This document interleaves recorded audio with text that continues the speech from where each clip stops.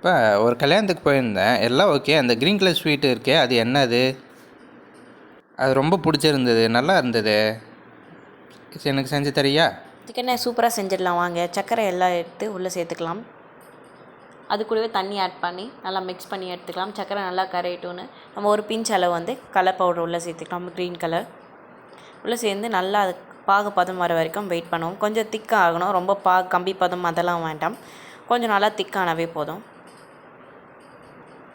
நல்லா கலக்கி விட்டுக்கோங்க. அதுக்கப்புறம் ஒரு கல்யாண பூசணிக்காய் எடுத்து அது மேலே தோலை மட்டும் சீவி எடுத்துக்கிட்டு அந்த விதைகளும் சீவி எடுத்துக்கோங்க.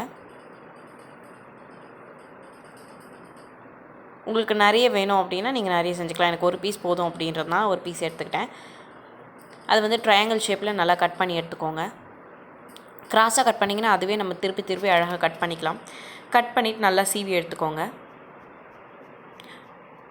ரொம்ப திக்காகவும் இல்லாமல் ரொம்ப தின்னாகவும் இல்லாமல் சூப்பராக அப்படியே அழகாக கட் பண்ணி எடுத்துக்கணும். மேலே எனக்கு கட் ஆகிடுச்சு, நீங்கள் கட் ஆகாமல் முக்கோண ஷேப் நல்லா வர அளவுக்கு கட் பண்ணி எடுத்துக்கோங்க. அதுக்கப்புறம் ஒரு பாத்தில் தண்ணி வச்சு நல்லா கொதிக்கணும். கலர் பவுடர் சேர்த்து அந்த நம்ம சீவி எடுத்ததை எடுத்து உள்ளே போட்டுக்கலாம். உள்ளே நல்லா வெந்த பிறகு இப்போ சக்கரை பாகில் எடுத்து உள்ளே சேர்த்துக்கலாம். சக்கரை பாகில் சேர்த்த பிறகு உள்ள நம்மக்கிட்ட பால்கோவா இருக்கும், அதை உள்ள ஸ்டஃபிங் வச்சு நல்லா மடிச்சோன்னா சூப்பரான க்ரீன் ஸ்வீட் ரெடிங்க. இந்த வீடியோ பிடிச்சிருந்தா லைக் பண்ணுங்கள், ஷேர் பண்ணுங்கள், சப்ஸ்கிரைப் பண்ணுங்கள். பை.